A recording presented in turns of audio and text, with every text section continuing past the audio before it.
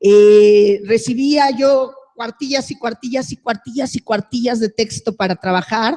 El libro, en algún momento platicábamos, que es como un rizoma, ¿no? Se iba multiplicando, se iba expandiendo por todos lados y se volvía como muy difícil manejarlo. Cuando llegué al texto de Luis Yamara sobre Tumbón Ediciones, él cierra el libro diciendo, cierra su participación diciendo que Tumbona Ediciones, desde su punto de vista, es como una hidra de 6 cabezas. Y yo dije, voilà, claro, Tumbón Ediciones es una hidra de 6 cabezas sin duda, y quisiera yo extender esta metáfora porque este libro es una hidra de más de 30 cabezas y la cultura contemporánea lo es, pero pensemos en una hidra, bueno, me imagino que todo el mundo conoce las hidras, pensemos en la descripción que recuperan Borges y Margarita Guerrero en su libro de Seres Imaginarios, donde ellos nos recuerdan que la hidra, cuando le cortas una cabeza, le salen 2. Entonces, pues bueno, me parecía que esta figura reproducía muy bien justo lo que yo estaba sintiendo al momento de editar el libro y cómo se iba expandiendo y expandiendo y expandiendo, y además como cada cosa parecía tener un pensamiento, un cuerpo de pensamiento propio, y se volvía como muy difícil encontrar un eje central que pues después aprendí que no era lo que tenía yo que pedirle al libro, sino que tendría que aprender a habitar y a cabalgar en esa hidra de 6 cabezas, o bueno, de 31 cabezas exactamente en este volumen. Y bueno, a partir de ese momento de que me sentí yo ya montada sobre la hidra, creo que empecé a sentir el cuerpo del volumen. Después de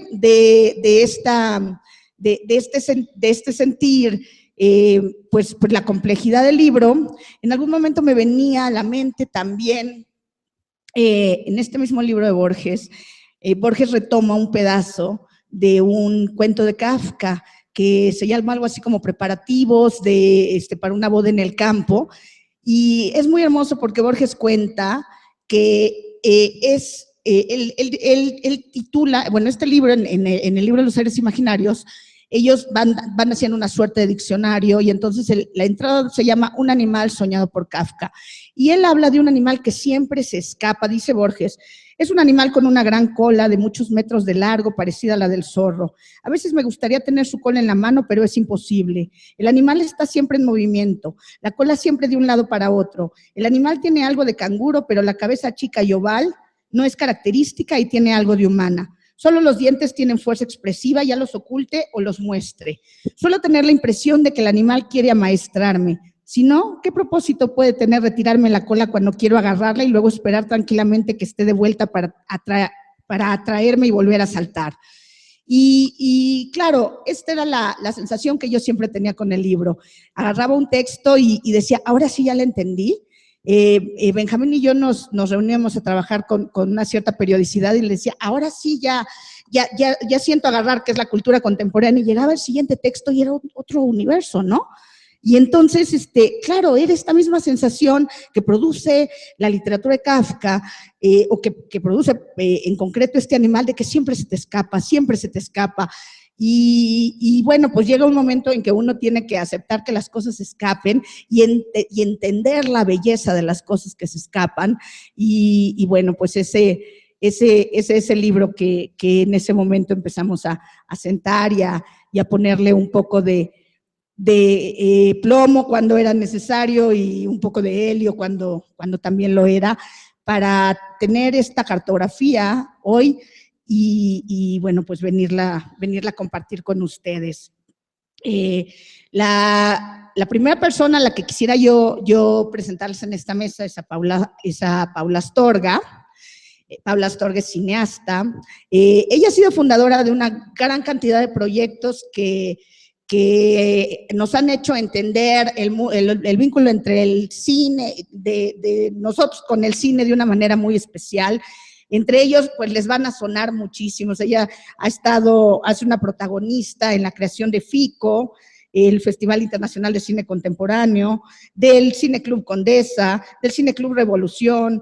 Estuvo también muy involucrada en un espacio de cine para niños en el MUAC, de los talleres de cineclubismo de Cultura DF, en Distrital, en Circo 2.12, y bueno, pues, pues sí, en una infinidad de iniciativas que le dan una perspectiva muy, muy especial y que nos gusta mucho resaltar sobre la cultura contemporánea, que es el de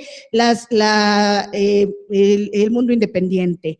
Que bueno, pues ahí hay una serie de cosas a reflexionar sobre las iniciativas independientes, cómo se gestionan, cómo surgen, cómo se operan, cómo sobreviven, que eso es lo que en algún momento decíamos Benjamín y yo en alguna de las reuniones, que a veces el gran logro de las iniciativas es sobrevivir. O sea, seguir adelante 10 años después, pues es un gran logro, ¿no? Y bueno, esto implica una inmensa creatividad y eso es lo que pone en juego Paula en cada una de estas iniciativas y pues bueno, le quisiera ceder la palabra porque creo que tiene cosas muy interesantes que compartirnos. Ay, muchas gracias. Yo también voy a quitar esto porque no me voy a hallar. Bueno, primero que nada yo quiero agradecer mucho que me hayan invitado, la verdad que me tomó por sorpresa. Además, viendo los participantes que hay en el libro era así de, ¿no? Me sentí como, por un lado, muy honorada, así que de verdad muchísimas gracias, mi querido Benjamín. Y sí, eso, bueno, y compartir con Néstor, que para mí de verdad es un verdadero honor. Además, su texto que abre el libro quedó lleno de post-its, bueno, en fin. Voy a empezar leyendo porque siempre que empiezo a hablar me pongo nerviosa y después va a haber una como segunda mitad en donde voy a tratar de explicar la idea medular, que es una enfermedad que yo bauticé, me encantan las enfermedades y me encanta padecerlas. Voy a hablar un poquito de eso, pero bueno, voy a empezar como un poco más solemne leyendo lo que sí escribí. Me costó mucho trabajo llegar a poder decir eso, así que bueno, voy a tratar de empezar ordenadamente para luego platicar un poco de lo que siento que el libro refleja y que me parece importante. Así que bueno, pues empiezo por decir que recibí este libro con gran curiosidad. Lo empecé a leer, según yo, de a poco, porque me llegó afortunadamente en las Navidades, unas Navidades que fueron muy extrañas porque tenía mucho trabajo, pero cuando me llegó el libro y dije, bueno, perfecto, lo vi, le medí, dije, lo voy a leer de a poco, en las noches, no sé qué, pero cuando empecé, no lo podía soltar. No pudo ser así de a poco.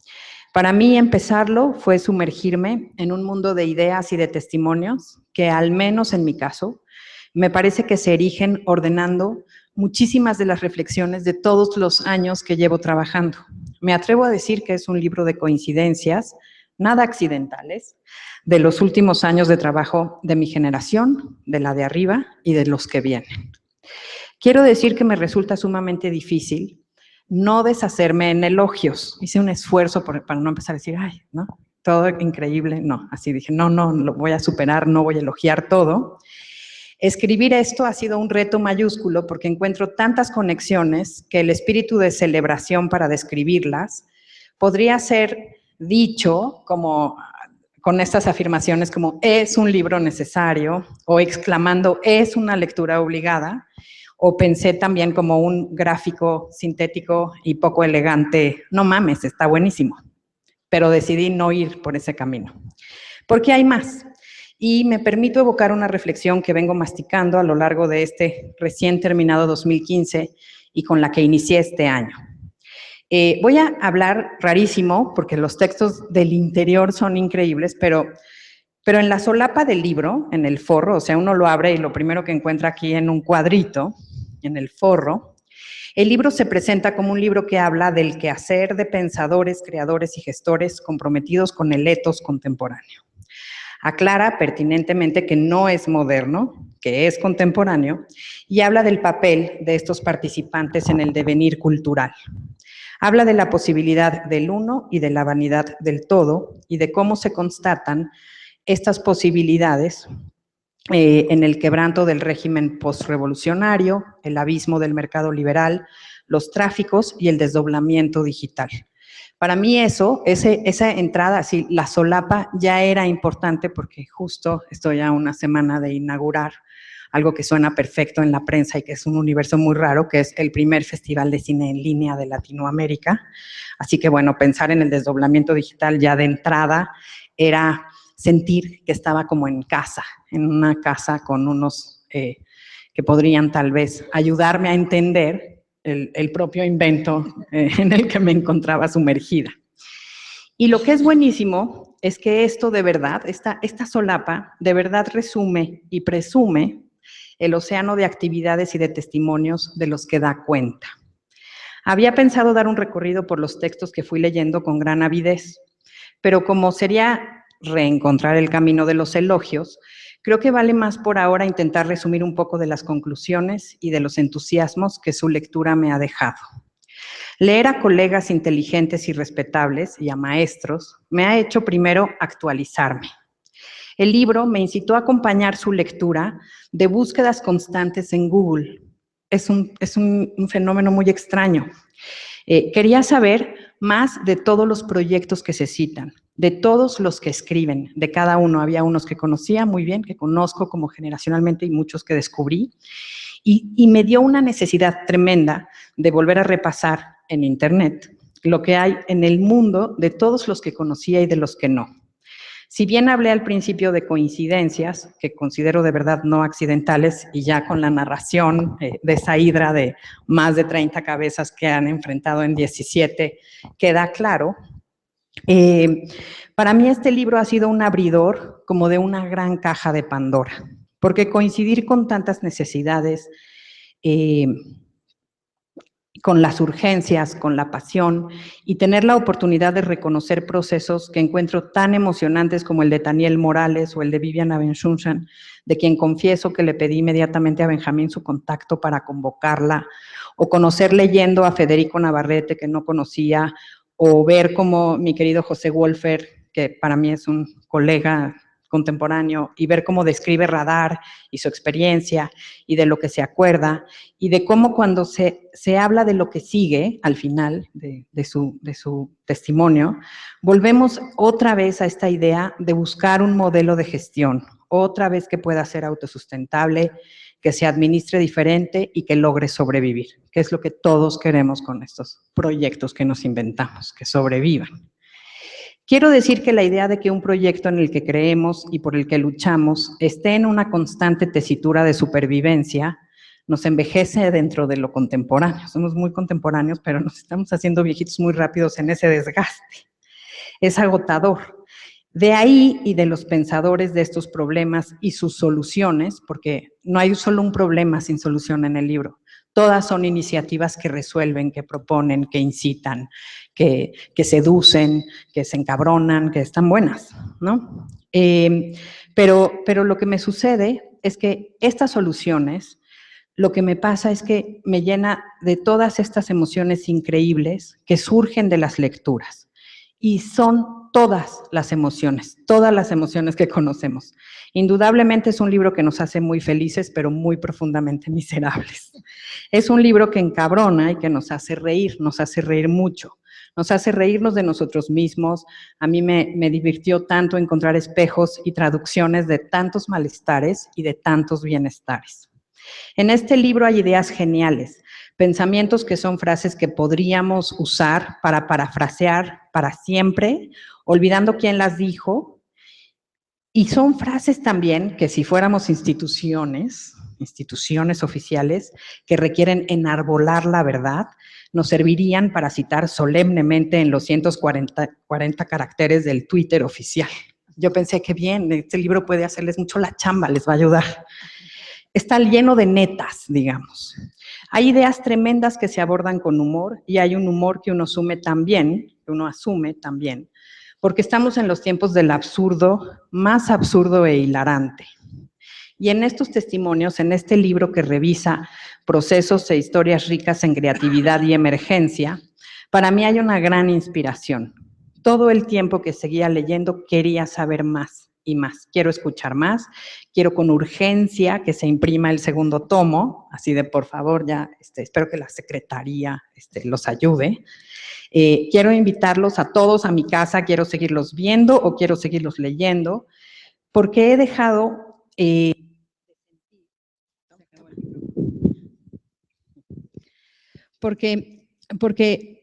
Porque leyéndolo dejé de sentir que esa enfermedad crónica, que es de la que les hablé al principio, que bauticé como el síndrome Bergman, este libro me sacó de pensar que el síndrome Bergman, que es uno que padecemos y ahorita les voy a explicar, es unipersonal. Yo pensé que era un síntoma que uno vive así como solito, diciendo, esta enfermedad es algo tremendo, este fenómeno.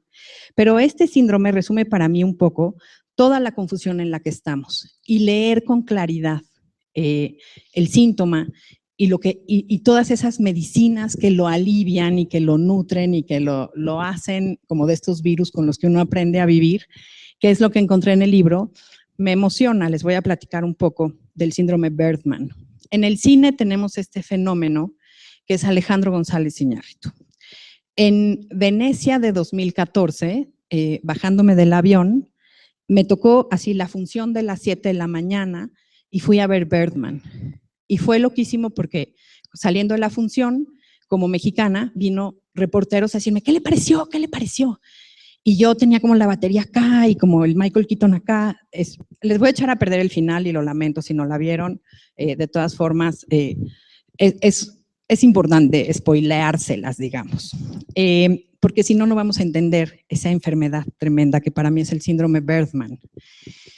Acabó la función, vinieron los reporteros y entonces yo pensaba todo el tiempo adentro de mí, qué pretensión, no sé qué hacer con esta película. Y entonces me preguntaron y yo decía, bueno, sí, qué padre, qué importante. Me fui corriendo, no pude responder, la película la tenía atorada aquí, necesitaba como un proceso de digestión. Y después fueron pasando los días y dentro de ese mismo festival vi otra película que tiene una tesis similar sobre el ego, sobre esta idea de las grandes estrellas que se estrellan cuando ya no son un superhéroe. Es otra película, ahí actúa Al Pacino, que lo hace increíble, y era un poco la misma tesis, pero la película me gustó mucho más. Y entonces me empezó a dar mucha pena porque empecé a pensar que me había parecido en realidad Bergman una mamada.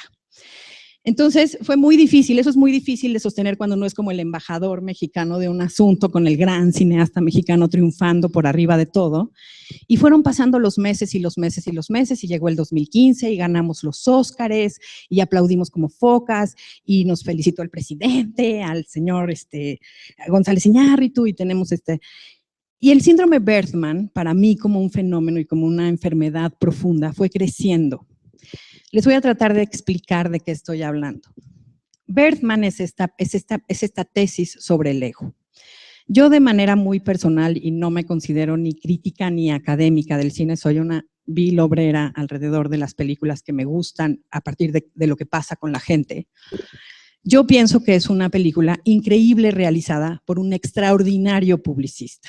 Digamos que en ese mismo tenor, yo lo que pienso es que hay cineastas que filman increíble y hay cineastas que filman para que parezca que filman increíble.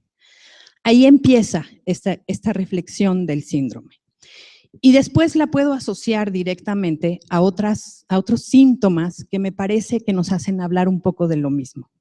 Por ejemplo, y tiene que ver como con esa idea de lo que es exitoso, esa idea de lo que se te viene encima y te lo estrellan en la cara porque es tan exitoso y que pareciera que se vuelve incuestionable. Y entonces, pues es muy difícil cuestionar al que se gana el Oscar y al que está nominado con Globos de Oro, y es muy difícil cuestionar que fueron 360,000 personas a ver la exposición de Michelangelo, a ver facsimilares. Es muy difícil porque entonces todas esas grandes historias de éxito te las embarran en la cara, te das frente a ellas como una pared y pareciera que eso es incuestionable. Y uno sabe que si uno rasca tantito como en el Twitter oficial, que tiene siempre citas de voces magníficas con su firma y palabras elegantes, no hay mucho más atrás. ¿no? O sea, yo no me atrevo a hacer un debate de si es un gran o no cineasta y profundo Alejandro González Iñárritu. De lo que sí estoy segura es de que es un gran publicista. Y no me atrevo tampoco, porque no soy crítica de arte, a cuestionar si una exposición de facsímiles en Bellas Artes que hace colas de 3 cuadras es algo valioso para el pensamiento crítico contemporáneo, para el quehacer de un gestor o de un promotor, porque los números se te vienen encima y pues uno ahí va diciendo, bueno, estaban bien las fotocopias, las enmarcaron bonito, el cristal sí era antirreflejante, qué extraordinario, cuánta gente va al museo, ¿no? Y eso fundamenta la creación de una institución como la Secretaría de Cultura y etcétera, etcétera, etcétera, etcétera. Para mí ese es el síndrome Bergman. Esta imagen increíble, y aquí es donde se les voy a echar a perder la película, en la que lo que yo veo y siento como una enfermedad, este síndrome que me ataca, es ese final de la película en el que, bueno, Michael Keaton ya está enfermo, ya está bastante enloquecido en su ego trip, digamos, y la escena final es que entra su hija, que además ya la vimos, ¿no?, en su disfuncionalidad, digamos, y él ya se echó por la ventana, porque él tiene asumido que es Bergman. Y entonces la hija se acerca a la ventana lentamente, es muy bonita la escena, y sabe que su papá, que es este actor, que se cree Bergman, voló por la ventana, y se acerca a la ventana y ve hacia arriba, ¿no? Su mirada va hacia el cielo. Y adentro uno sabe que si uno se asoma un poquito más a la ventana, lo que va a ver es un bonche de carne y tripas embarrado en la banqueta de un tarado que se la creyó y que está en la banqueta embarrado hecho tripas. Y yo lo que creo es que lo que nos está pasando es que el fenómeno es ese, que todos tenemos que voltear a ver a la gran ave superheroica que vuela hacia arriba, como si no existiera la banqueta 8 metros para abajo, donde uno se estrella y está hecho mierda con las tripas desbordadas, donde están los estudiantes desollados, donde están los estudiantes que no encontramos, donde encontramos unas carencias en la cultura brutales. Y entonces, en el mecanismo de la información y de los grandes números y de los grandes fenómenos y de los grandes aplausos de los grandes egos, uno se confunde. Para mí es muy difícil, ¿no? Y es muy difícil en ese sentido que no me dé ese síndrome en donde me pierdo para encontrar esas razones que fundamentan qué estoy haciendo, porque yo sí me asomo y veo en la banqueta esas tripas y no puedo voltear para arriba a ver, no me sorprende, no me interesan los 800,000 colas, no me interesa el gran publicista siendo aclamado y no me parece además la realidad. Y entonces me empiezo a enfermar, ese es el síndrome. Y entonces, encontrar que lo padecen otros y que también se activan y se inspiran y hacen, es lo que encontré en el libro.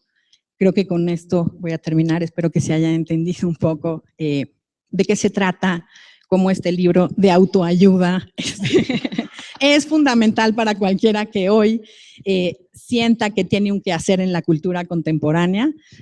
Para mí, de verdad, es un alivio, fue una gran inspiración. Y me siento muy honrada de poderlo presentar, de poderles explicar las enfermedades que me asaltan. Quiero felicitar a Benjamín y a todo el equipo de 17, porque en realidad fueron muchas manos desde que me entrevistaron. Era para mí muy emocionante como decir, hey, alguien quiere oír mi testimonio. Espero sí estar en el segundo tomo. Ya leyendo todo lo de mis colegas es algo que me inspira y de lo que quiero seguir siendo parte. Y leerlo todos es la manera de hacernos parte. Así que bueno, pues yo sí lo recomiendo. Sí quiero cerrar diciendo lo que era poco elegante, no mames, está buenísimo. Muchísimas gracias.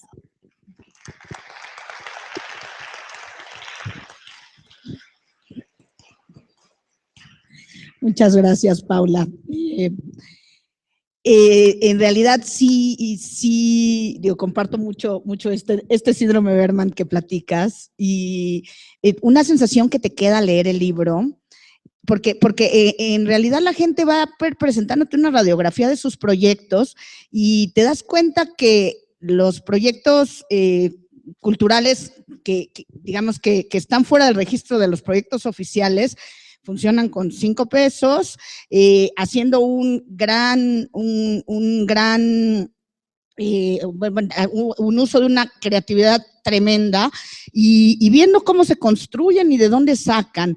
Y más o menos una historia parecida tiene este libro. Este libro, como platicó Paula, la fueron a entrevistar, porque este libro fue construido por un montón de personas, que poco más adelante se las enumeraré, que son estudiantes del instituto en su mayoría y amigos del instituto. El coloquio pasado veníamos en mi coche, con 4 de ellos, venía Mariana, venía Mauricio Gómez, venía Salomé Esper, que no está aquí, y venía yo, y veníamos platicando. Yo transcribí la entrevista de fulanito, y yo fui a entrevistar a sutanito, y de pronto nos cayó el 20 y les dije, ¿se dan cuenta que somos como una cooperativa?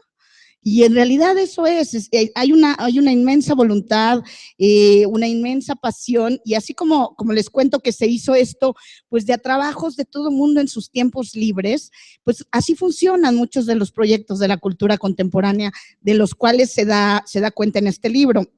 Paula les contaba de un segundo volumen, porque pues sí, dado que teníamos una hidra de 31 cabezas, pues no había libro que pudiera contener tantas historias. No hay una mejor que otra, en verdad todas las historias son heroicas y merecían tener un espacio digno, largo, un cuerpo a través del cual se pudiera reflexionar cada uno de ellos, y pues tampoco queríamos hacer un libro de 1000 páginas. Entonces, bueno, pues en algún momento se decidió como dividir esto en varios ejemplares, y bueno, pues habrá más cultura contemporánea. Me alegra mucho ver a Philip aquí, porque llegaste justo a tiempo, Philip.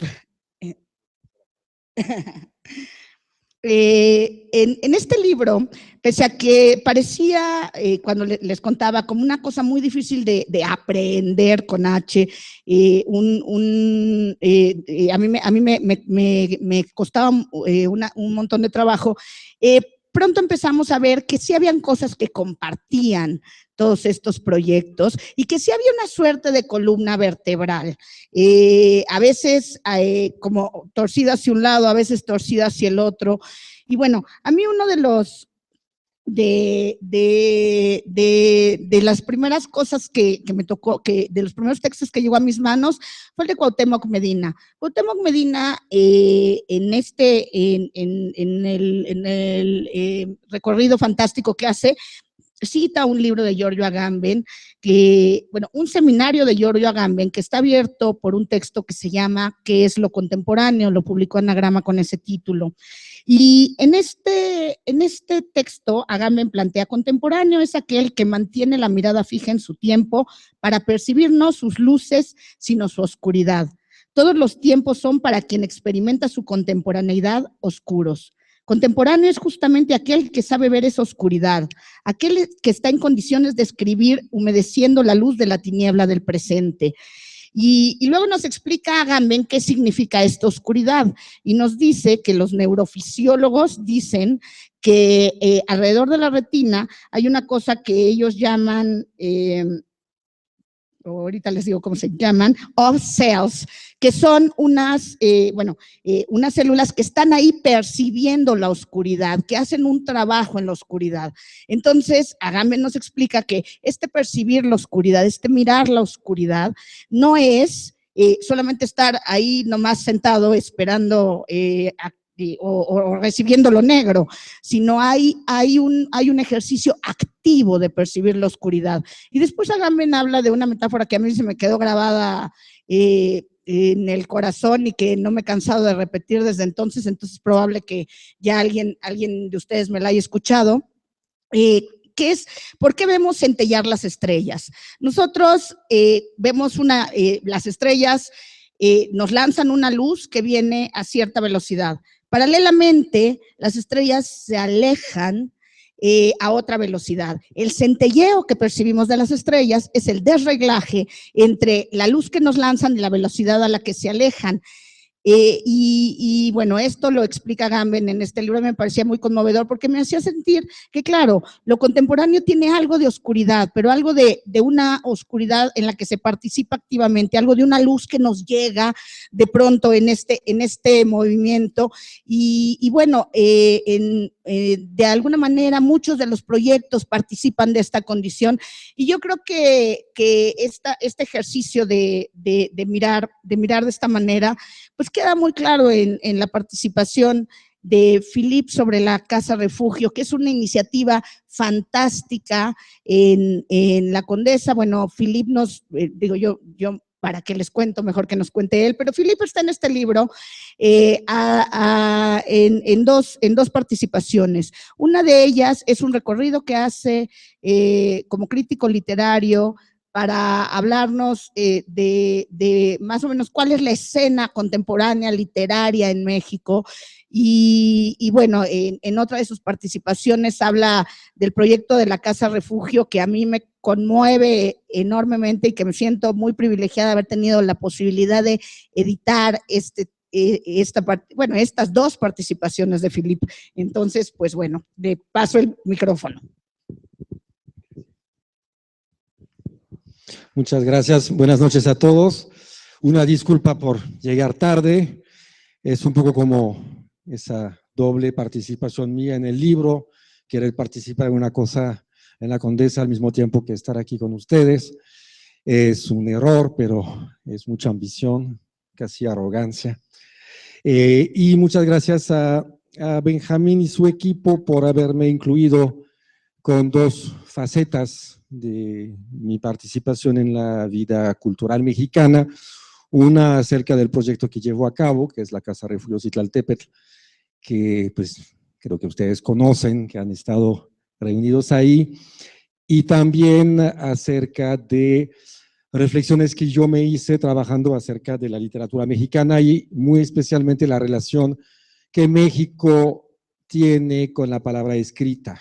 Y obviamente por la razón de que tuve que conocer eso tarde, que no soy mexicano, me preocupa, me interesa, me trae preguntas sobre mi propia literatura o sobre la literatura en general a partir del ejemplo mexicano. Estoy muy contento de estar aquí porque leí este libro con mucha curiosidad, con una sensación extraña de asistir a la elaboración de un mosaico gigantesco de actores culturales, con la gran pregunta que uno se hace frente a un mosaico. Estoy frente a una obra figurativa, una obra abstracta, una obra geométrica. ¿Hay una coherencia y una cohesión o no? Porque si han visto el libro de cerca se darán cuenta que hay actores culturales que trabajan y hablan desde adentro de la institución, del aparato estatal o local. Hay independientes, hay artistas, hay intelectuales como Néstor que piensan acerca de la articulación de esa cultura. Hay un mundo que es distinto, que es de las industrias culturales, tanto audiovisuales como editoriales, o proyectos como el de Casa Refugio, que son más bien proyectos de la sociedad civil, de asociaciones civiles.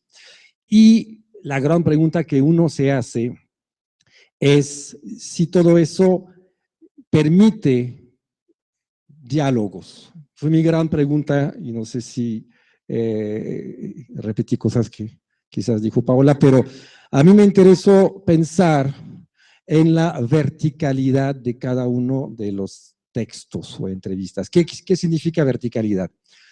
Todos estamos cavando en nuestro propio pozo y vamos hablando de nuestro proyecto y finalmente muy pocos interlocutores hablan de otros proyectos. Y verticalidad también porque hay una obsesión, que es la obsesión de, no de todos, pero de muchos, que es la relación con el aparato estatal, es la relación con las diferentes instituciones culturales que posiblemente pueden financiar los proyectos. Desde las industrias culturales que lo platican un poquito hasta, digamos, los directores de museos o los miembros de la parte, digamos, funcionaria de los textos. A mí no tengo una tesis general sobre el libro, nada más algunas ideas que quisiera poner en la mesa y a ver si lo podemos discutir. También tuve la sensación de en la cadena, digamos, vamos a llamar eso consumo cultural, que va desde el creador, el productor, el difusor y el público. Finalmente, hay pocos que también se plantean problemáticas de ese tipo. Cada quien se queda un poco en su segmento y tiene cierto malestar para hablar de otros segmentos, porque hay muy pocos que realmente cubren toda esta cadena. Una vez más, y si somos muy optimistas, mi querido Benjamín, algún día un libro así podría llegar a organizar un encuentro general sobre la cultura en México, que haya diálogos entre estas formas distintas de entrar al mundo cultural o de practicar la difusión, la creación, el consumo cultural. Me acordé también de una de las primeras sensaciones que tuve llegando a México hace un poco más de 20 años, que para mí era un poco extraño porque sí podía tener, por ejemplo, una reunión con gente del mundo audiovisual, pues había gente del mundo audiovisual. Y al día siguiente tenía más bien relaciones con amigos de la literatura y había gente de la literatura. Y si había una reunión de músicos, pues había músicos. Pero muy pocas veces había cruces de expresiones, no solamente en la práctica cultural, pero también en la vida privada de la gente y en las formas de relacionarse entre ellos. Y eso me pareció muy extraño. A mí me gusta, por ejemplo, mucho el cine, me ha gustado en una época de mi vida muchísimo la música, y tenía la costumbre de ver a creadores de disciplinas distintas reunidas, y eso finalmente ocurre pocas veces en México. Hay muy poca convivencia. Yo creo que ha evolucionado para bien, tengo la sensación de que poco a poco hay cada vez más escritores que quieren escribir un poco de artes plásticas, otros se acercan a las series y al cine, pero de todas formas sigue habiendo separaciones entre las disciplinas. Yo creo que no es si nefasto o no, pero hay algo particular ahí. Otro elemento de reflexión que yo tuve es, en general, no todas las intervenciones, me da la sensación que hay muy poca preocupación en el campo de la formación, y me gusta decir eso en presencia de mi amigo Benjamín, que lucha para esto. ¿Qué significa eso? Por un lado, poca gente habla de la formación de públicos nuevos. Efectivamente es, vamos a decirlo, tarea quizás del poder político, de los instrumentos estatales, de proponer políticas culturales que permiten abrir un poco el público y formar públicos nuevos. Pero también la formación profesional, que en el campo de la cultura me parece muy notable la ausencia casi total de formación de profesionales de la cultura, para llamar eso. Por ejemplo, si vamos nada más al campo del libro, no existe en México una formación profesional para ser librero, no existe una formación profesional para ser editor, ni realmente bibliotecario para bibliotecas de lecturas públicas. Eso me parece muy extraño, me parece que ahí en un campo que es la cultura en México, que seguramente es quizás el país del continente americano que tiene la política cultural más vieja y más anclada y con más raíces en una realidad, no existe. Y eso me llama la atención en una época en la cual todos somos muy exigentes. Si vamos a un restaurante, pues queremos que el mesero sea un mesero de verdad. O si vamos a tal servicio, queremos que la gente tenga la formación para contestarnos preguntas legítimas o no. Y en el campo cultural no. Vamos a una librería, si nos va bien, pues nos encontramos con un chavo que ha leído algo y que tiene idea de quién es Dostoyevsky. Pero pues todos ustedes seguramente han hecho la gran experiencia de ir a preguntar algo a un vendedor de una cadena como Gandhi. Es un gran momento de un abismo que de repente pues, se habla de Tolstoy y dice, pues no, no sé. Entonces, ahí hay efectivamente una vertiente de la actividad cultural que me parece preocupante para el futuro del sector cultural y que se podía remediar, yo creo que, pero obviamente no se habla mucho de eso en el libro y me sorprende. Yo pensaba que la gente iba a ser mucho más preocupada por esta ausencia de formación, ¿no? Otro rasgo que también sentí cuando llegué a México y que pues tiene sus raíces en la historia mexicana, por supuesto, y es un tema de actualidad, gracias a la formación.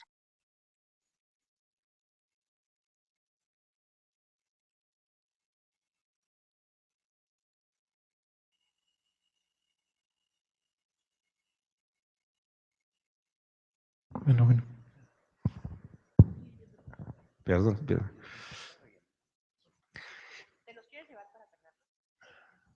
Y a nosotros también.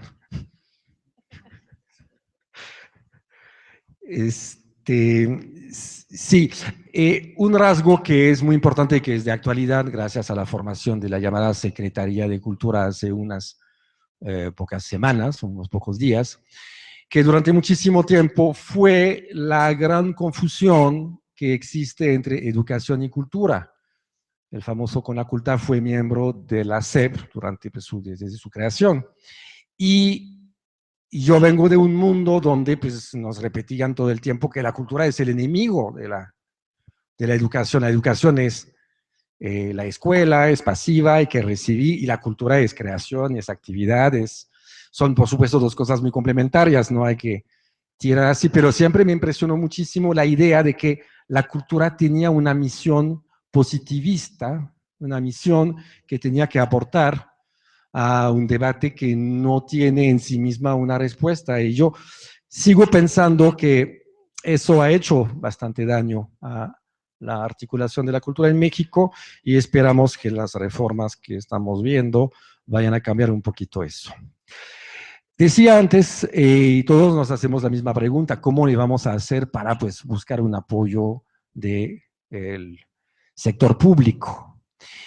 Y hay varios amigos que participan ahí, que hablan de los proyectos llamados independientes. Seguramente algunos existen que no tienen aportaciones del Estado, pero son una ínfima minoría. Y ahí es donde tenemos que masticar mucho esta famosa palabra que se repite hasta la saciedad, que se llama democracia. Si estamos efectivamente en un sistema democrático, significa que los impuestos de los ciudadanos tienen que regresar a actividades que justamente la herramienta cultural tiene que elaborar y canalizar, y entonces me parece que es obvio que todos tenemos la posibilidad, si estamos en el sector cultural, de poder acercarnos, y creo que todos lo hemos hecho con éxitos o no, pero no hay ningún problema moral, pues, para ir a una oficina y decir, miren, yo tengo este proyecto y necesito una cantidad así. Y yo creo que hay una relación compleja, especialmente de los proyectos que vienen de los actores más jóvenes que hay en el libro, ¿no?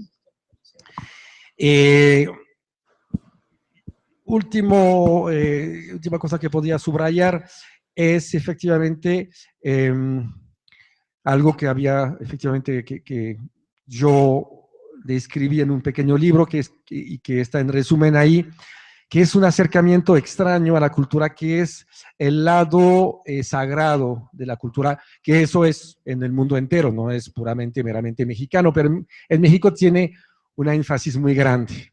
Hay experimentos que vi en Francia que tenían cierto interés, especialmente en la región de Lyon, donde uno de los encargados de la cultura tuvo una idea bastante agradable en zonas muy difíciles de la región. Había concursos, actividades, y para dar premios, daban como cheques que permitían ir a una librería, especialmente lo que llamábamos FNAC, y ahí la gente podía adquirir discos, DVDs, libros. Y era muy interesante ver que más del 60% de los jóvenes que ganaban eso nunca habían entrado a la librería. Por el lado templo que tenía, era algo que no era para ellos. Entonces el día que se les dio este famoso cheque, entraron por primera vez, pudieron adquirir y llevarse un bien cultural, el que quisieran, y ahí se rompió una barrera, se rompió la idea de que no era para ellos. De repente, este lugar que les parecía un templo se volvía un lugar de posible paseo.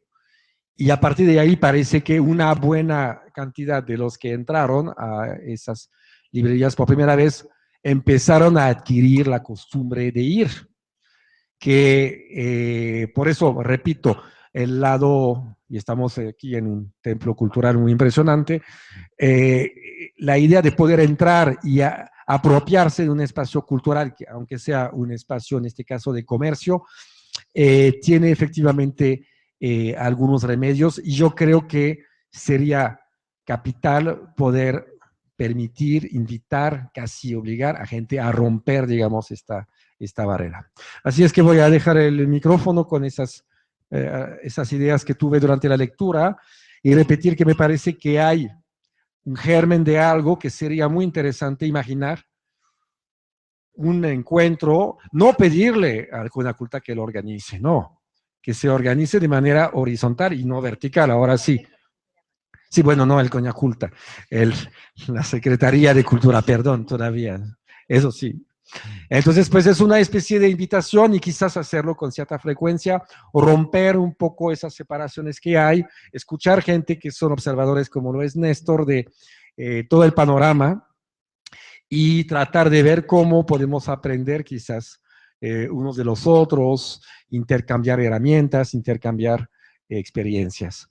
Así es que con muchísimo gusto y curiosidad le dejo la palabra a Néstor y regreso. ¿Sí?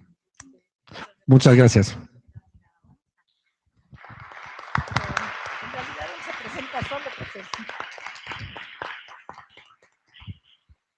Gracias, Philip. Efectivamente, en el libro hay una constante pregunta sobre la posición del Estado y cómo existen todos estos proyectos de forma un poco satelital, y hay muchas, como muchas gradaciones en las respuestas. Por ejemplo, en la entrevista de Gabriela Ortiz, pues ella se pregunta, bueno, sin el FONCA, en realidad, los compositores, ¿cómo podrían hacerlo? Pero también encuentran, pues, una serie es que México, lo dice Mario Velatín, es un lugar donde las cosas funcionan y no funcionan, o justo porque no funcionan, funcionan. Y entonces, pues tenemos becas para los compositores, pero luego no hay becas para que se produzcan esas obras, ¿no? O, por ejemplo, existe el sistema CONACYT que tiene gente estudiando doctorados, pero luego no hay posiciones de trabajo para esos egresados de doctorado. Entonces, pone en evidencia muchas contradicciones del sistema, pone en evidencia que la industria cultural del Estado pues nos resultó insuficiente. Alguien en algún momento habla de cómo el proyecto vasconcelista pues ya fue, ¿no? Yo recordaba haciendo la edición como, bueno, cuando llega Vasconcelos a la SEP, piden a Roberto Montenegro y a Dr. Atl que vayan y junten arte popular, y entonces lo juntan, esto es 1922, hacen una gran exposición en Bellas Artes. Dr. Atl hace un gran libro que sirve como un catálogo de las artes populares de México, y tuvo un papel muy importante en ese momento, y fue como muy interesante su posición, pero pero la realidad mexicana es infinitamente más compleja, y eso es lo que deja en evidencia este libro, que no es posible construir en este sistema, lo digo priista, no por decir no hablar de filiaciones políticas, sino de un tipo de construcción siempre vertical, de la que emanan pues todas nuestras instituciones.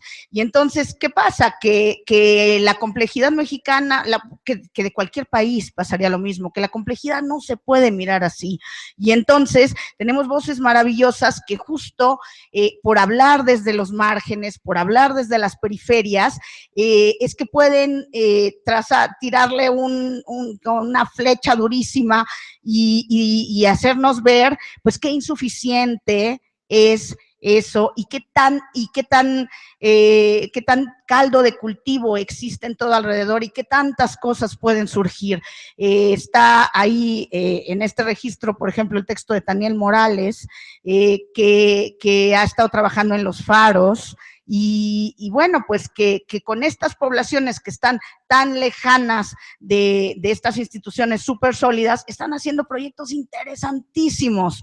Lo mismo que el texto de Federico Navarrete, que nos habla de una postura frente a los indígenas radicalmente distinta a la postura de Lini y a esta postura paternalista, y que incluso es muy, muy hiriente hacia las culturas indígenas. Y Federico pues señala algo que es una realidad. Él habla de el arte huichol está expuesto en los mejores museos de Nueva York y no tiene que pasar por el MAM para ello. Y entonces pues te sientes caminando sobre un pantano, pero bueno, un pantano que merece la pena seguir explorando. Y bueno, pues eso es algo que está como muy presente, y bueno, que lo miran muy bien muchas personas en el libro. Uno de mis textos favoritos y como de los que más me nutría leer, pues era el de don Néstor García Canclini, que en realidad no necesita presentación, porque pues es de estas personas cuya trayectoria ya es imposible de enumerar. Todos recordamos sus textos sobre consumo, sus textos, bueno, culturas híbridas, sus textos sobre modernidad y posmodernidad. Digo, en realidad no hay como mucho que decir, tendría que leer una lista inmensa de cosas publicadas, entonces pues mejor lo dejamos hablar.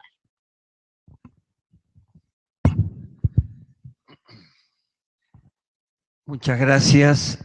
Aprecio el libro mucho, la iniciativa de Benjamín y 17, y también aprecio esta reunión, esta conversación que me parece, como decía Philippe, debería ser la inicial de una serie de análisis a partir de estos materiales.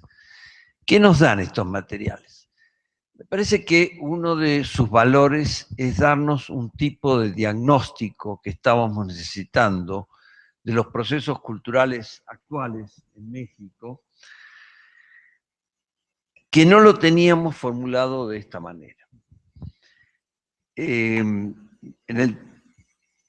el texto que escribió Fernando Escalante, o que mejor dicho, la entrevista que derivó en texto, él habla de que contamos con unas cuantas encuestas de lectura, pero no análisis del sistema, editores, librerías, lectores, y por eso son tan erráticas y descolocadas las políticas en relación con la lectura.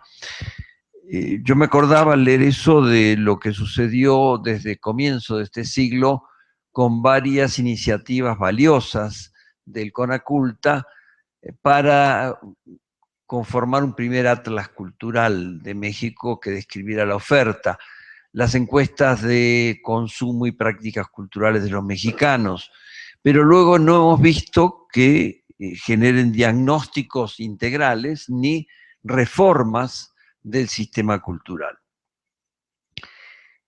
Este es un libro que nos habla del estado de la cultura, de las instituciones, los movimientos y los creadores, sobre todo en la Ciudad de México. Es un conjunto de testimonios personales y grupales que responden a preguntas como ¿qué está cambiando en las últimas décadas?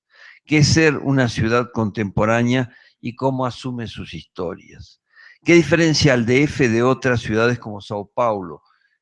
La entrevista a Ana Tomé, que antes de venir a dirigir el Centro Cultural Español en el DF estuvo en Sao Paulo, es magnífica porque compara con Brasil por un lado y con España por otro, cómo es el sistema cultural, cómo lo percibe ella como observadora internacional en el caso de México. O las comparaciones que se hacen en entrevistas con Carlos Morales, con Cuauhtémoc Medina, de la Ciudad de México con Londres, Nueva York, Berlín o Santiago de Chile, o la que hace el propio Philippe con París y con otras ciudades refugio para escritores.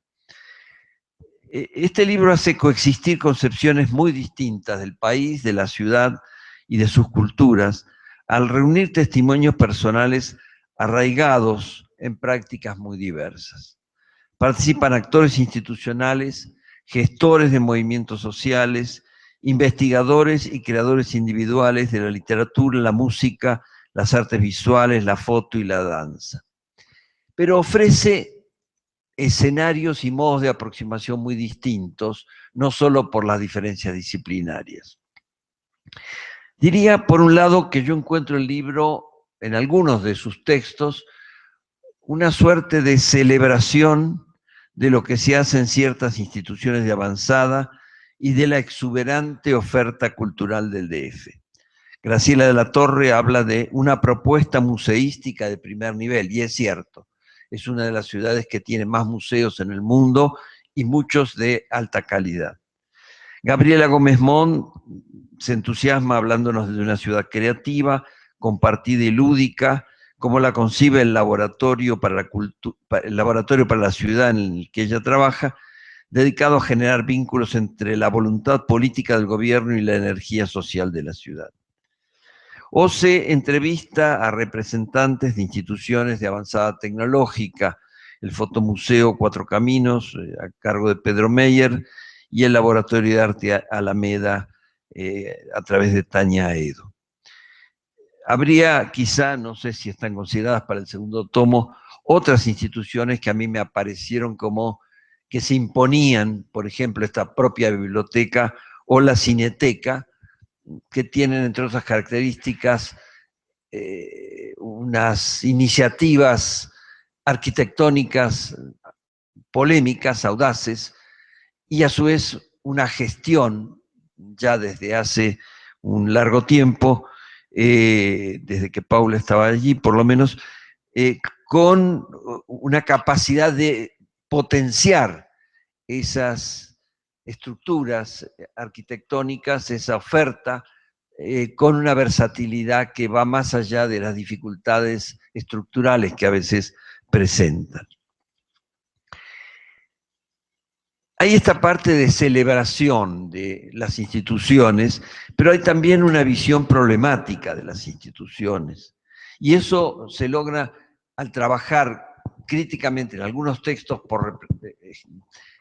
que representan a personajes clave de varias instituciones, pero también porque el libro se anima a ocuparse de instituciones atípicas. Hay una pregunta que a mí me surgía a lo largo de estas entrevistas. ¿Pueden ser críticas las instituciones o su principal objetivo es reproducirse? Daniel Morales y Héctor Castillo Bertier relatan la potencialidad y las dificultades de instituciones innovadoras como los faros, en parte por las condiciones de precariedad social en que operan, en parte por la incomprensión o desinterés de la burocracia. Dice Castillo, ¿hasta dónde pueden llegar proyectos autogestivos como los faros y el circo volador en una megalópolis donde hay 1.500 pandillas y unos 2,5 millones de jóvenes pobres? ¿De qué manera son creativos estos jóvenes? Ana Tomé dice que a diferencia del Brasil, un país riquísimo en patrimonio cultural inmaterial, sobre todo música, impulsado por el Ministerio de Cultura, especialmente en el periodo de Gilberto Gil, México destina sus recursos sobre todo al patrimonio material. Convoca apoyos para la producción, pero muy pocos para la circulación de lo producido. Es, dice Ana, tomé como construir baños sin cañerías. El nivel de información relacionado con la oferta cultural es muy alto, pero muy difícil de seguir. Y ella dice, deberíamos tener algo así como una guía del ocio. A mí me gustaría recordar que hay algunos equivalentes que tenemos en México, son varios, el Tiempo Libre, Chilango, Time Out, pero quizá nos falta una edición razonada de la oferta semanal, mensual, anual, de la oferta de los últimos años. Me parece que este libro da contribuciones para hacer no un seguimiento puntual de lo que se ofrece en la ciudad semana tras semana, mes tras mes, que sí necesitamos, pero sí una visión diversa, heterogénea, muy rica y razonada. Nos da también en esta problematización de las instituciones varias reflexiones por varios entrevistados acerca de cómo hacer alianzas de asociaciones independientes con el Estado. Cito un breve fragmento de la entrevista con Philippe. Dice él, cómo hoy día una asociación civil en México puede tener una política, un desarrollo independiente, sin que las instituciones le impongan sus deseos, su voluntad. Trascender la cuestión personal del te doy tanto, con un no institución, tú le diste a la asociación civil tal cantidad, no me la das a mí. Pensar las instituciones más allá de las personas que ocasionalmente o por periodos las dirigen, las representan o se apropian de ellas. Hay que decir enseguida que el libro nos habla de una sociedad, la mexicana, con pocas instituciones que se actualizan, donde suceden proyectos y llegan a construirse lo que Cuauhtémoc Medina llama estructuras de interpelación del poder, en comunidades de artistas y curadores que proponen otro relato de la contemporaneidad y sus conflictos. Encontramos autocríticas dentro de instituciones como el MUAC y en otro tiempo el Carrillo Gil, donde el arte, en palabras de Cuauhtémoc, batalla para no volverse una industria cultural. Pero frente a esta posición de un crítico de arte, a la inversa, aparece en el libro Epigmenio Ibarra, que da una narración sabrosa de los 22 años de Argos, una empresa de tamaño mediano empeñada en insertarse en el prime time de la televisión mexicana. O sea, la creación independiente tratando de ser industria cultural. Las megacorporaciones no los dejaron meterse en los noticieros, pero introdujeron la política en las telenovelas. Nada personal, mirada de mujer. Dice Epigmenio, no hacemos militancia en la televisión comercial, simplemente hacemos una televisión más digna, más inteligente. Tratan de diferenciarse de la izquierda que se autoexcluyó del fenómeno comunicacional. ¿Qué sucede con las voces que son excluidas, con las noticias vetadas por los medios? Aquí irrumpe, en un lugar muy luminoso del libro, la asociación Nuestra Aparente Rendición. Ante el agravamiento de la violencia, las desapariciones y los atropellos a los derechos humanos, reúne y circula crónicas y relatos de víctimas, convoca a artistas, periodistas y escritores para que visibilicen lo ocultado, como lo relata Lolita Bosch. Es valioso que en un libro sobre la cultura se incluyan estos aspectos simbólicos y políticos de los nuevos movimientos sociales. Pero también se documenta la emergencia desarticulada de tantas reivindicaciones de intereses y necesidades sectoriales. Disponemos de más iniciativas culturales para expresar la creatividad y el malestar que medios políticos para resolver las demandas. Creo que sería uno de los temas vertebrales para esta conversación que deberíamos seguir. ¿Cuál es el valor de 31 textos testimoniales para construir un diagnóstico de las transformaciones de la cultura en México? Hay un aporte, conocimiento diversificado de experiencias institucionales, de movimientos, de creadores y de intermediarios. Al ser entrevistas en profundidad, largas, nos dan un conocimiento denso, no simples estadísticas o algoritmos de públicos o ventas. Por todo esto me parece que hay en este libro incipiente, emergente, una política cultural. Su elección de voces muestra que no está por un alternativismo escéptico respecto de las instituciones. Se pregunta qué se puede hacer con ellas y en algunas de ellas. Sin dejar de experimentar fuera de las instituciones y empresas culturales, porque muchas no saben qué hacer ante la reorganización digital de la comunicación cultural, la multiplicación de malestares a los que nadie responde, los nuevos circuitos y formas de compartir la creatividad. Estas son las voces que hay que escuchar si queremos dilucidar qué está sucediendo en la cultura de México. Y por supuesto, si queremos averiguar para qué puede servir una Secretaría de la Cultura. Muchas gracias.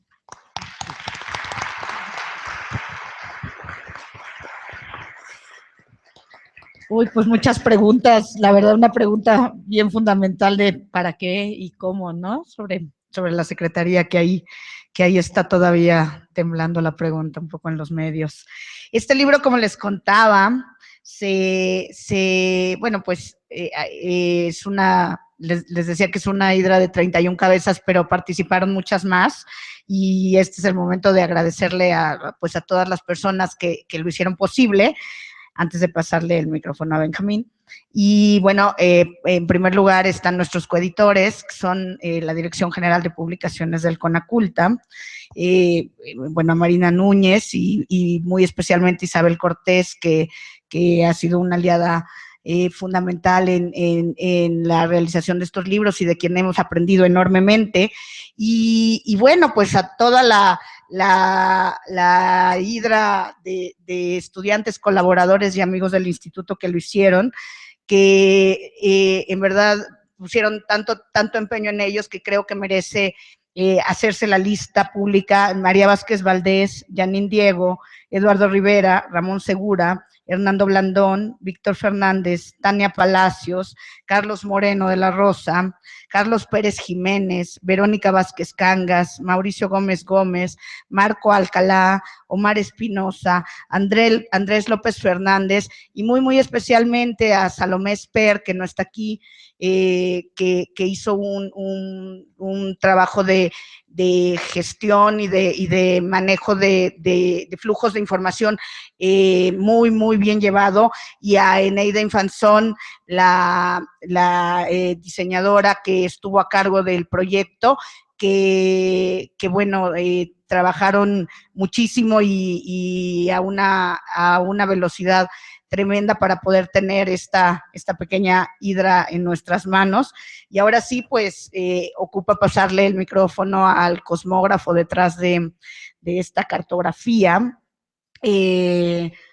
a Benjamín, que creo que todos conocen, no necesita demasiada presentación, es el presidente de esta secta que es 17, es psicoanalista, filósofo, amigo, y bueno, pues cosmógrafo, cartógrafo crítico y bueno, un sinfín de cosas más. Bueno, muchísimas gracias. Es muy emocionante escuchar en ustedes las resonancias de un proyecto que me sorprendió a mí también.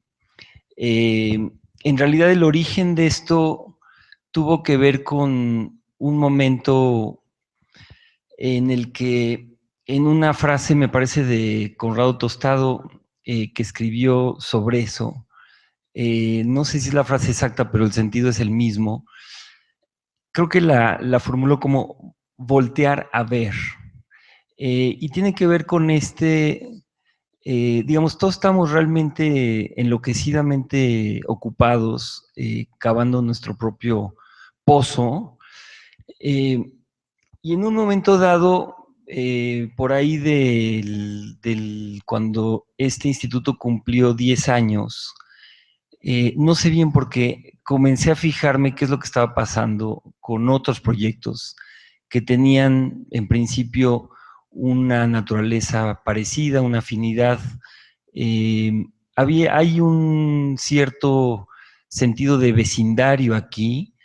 aunque es cierto, como Philippe bien subraya, que hay muy poca atención en general de parte de todos hacia lo que está pasando con los demás, sí hay pequeñas referencias de un proyecto a otro, se cruzan los caminos, hay ciertos toques que se producen que son interesantes y que se pueden comprobar muy fácilmente. Recuerdo, quería yo incluir a un proyecto de, digamos, de emprendimientos sociales, pero de corte muy empresarial, que me parecía interesante, y sin embargo, al leer el texto, fue clarísimo que pertenecía completamente a otro circuito, y por ese motivo preferí dejarlo fuera. Yo sí creo, me emociona mucho que todos lo perciban así. Para mí también esto tiene las semillas de una posible política cultural.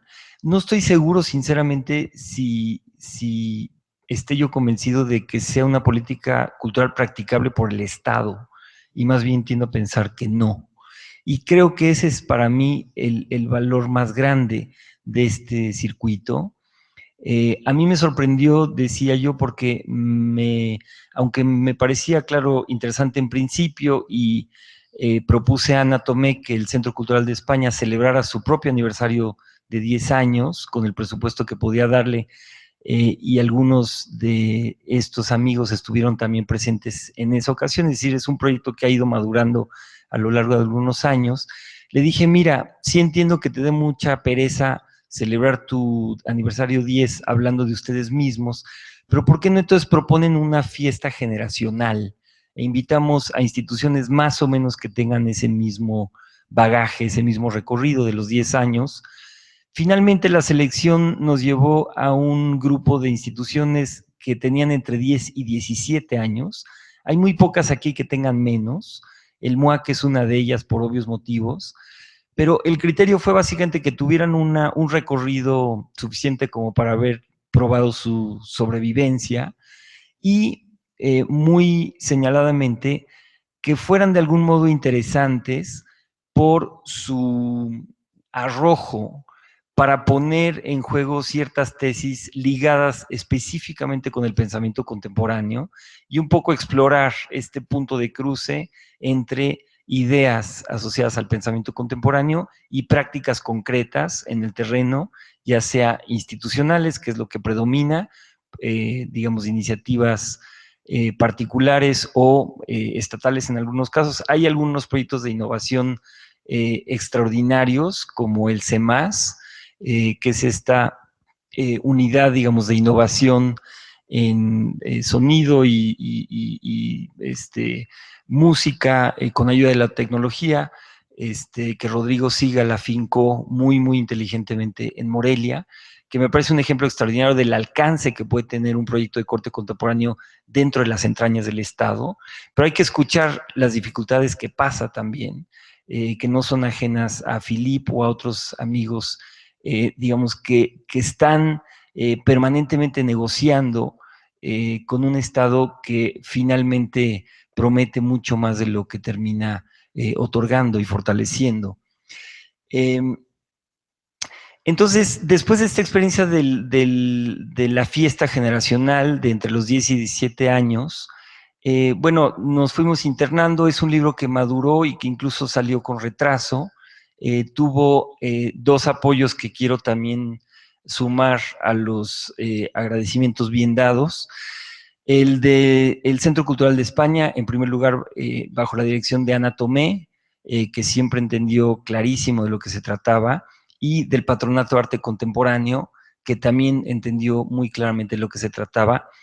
Y yo quisiera, digamos, hay demasiado de lo cual hablar, y efectivamente hay aquí una semilla para una activación de esta discusión, que por cierto proyectamos, yo imagino en este momento, no menos de 4 volúmenes, porque de hecho no cupieron los 50 proyectos que originalmente queríamos meter en el primer volumen. Eso nos llevó a pensar en un segundo volumen, pero después nos dimos cuenta de que nada más el vecindario y el entorno de la Ciudad de México daba pues realmente para 2 volúmenes muy bien nutridos, y que era absurdo excluir una cantidad de iniciativas del interior del país que quizá corresponderían al 3er volumen. Y luego, claro, hace falta un trabajo de ensayo crítico y analítico sobre todo esto, como para tratar realmente de desempacar con tanto detalle como sea posible y necesario hacer todo el enorme material que hay aquí.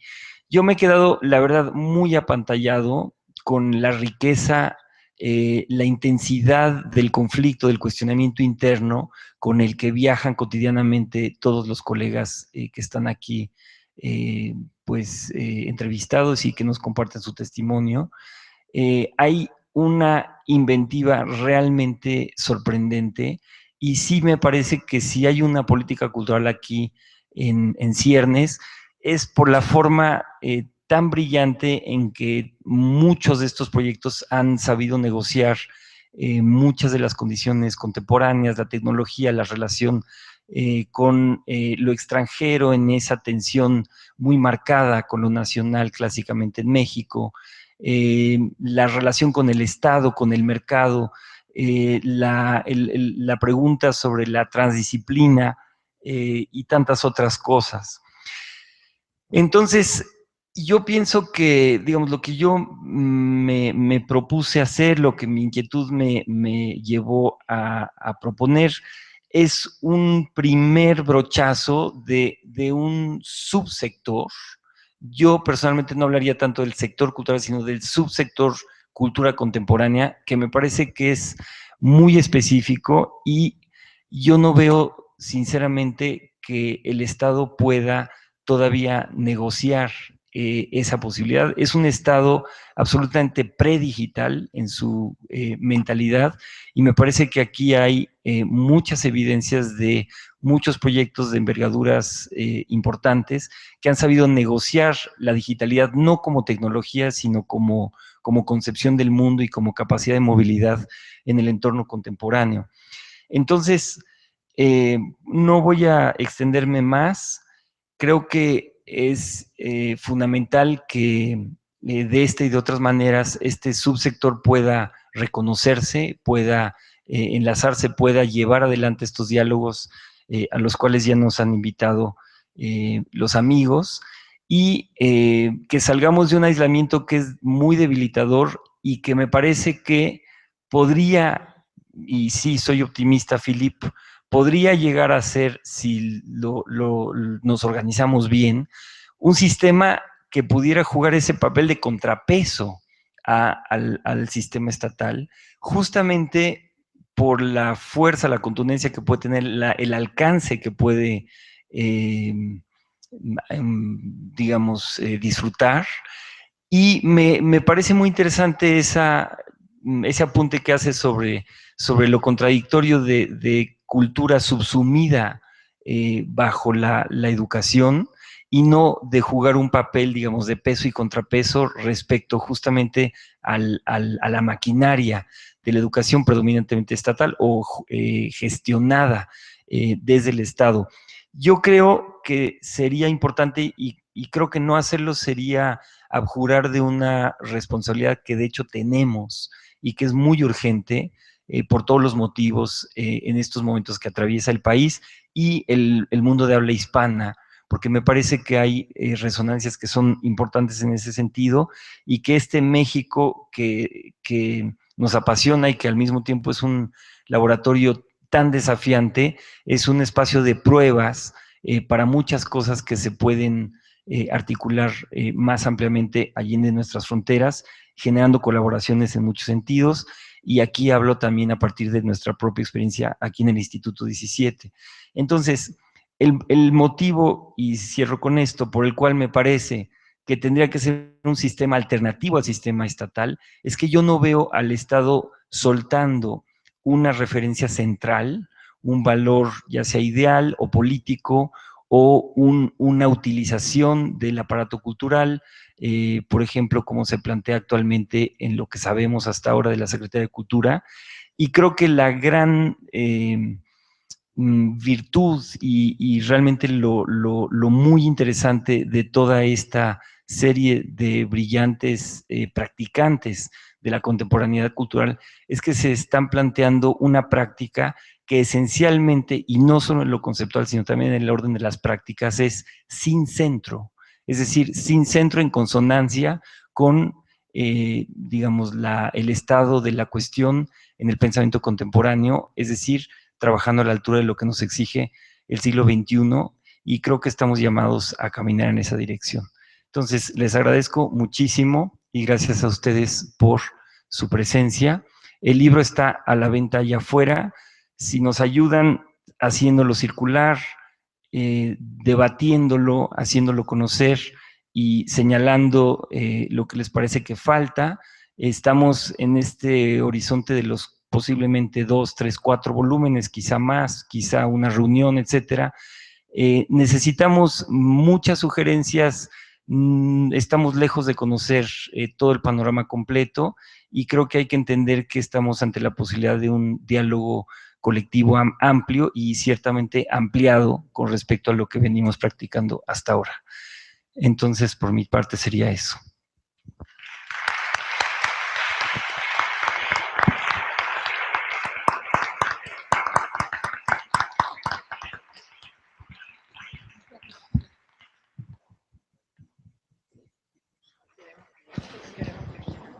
Bueno, continuamos por parte del coloquio mañana a las 10. Que descansen.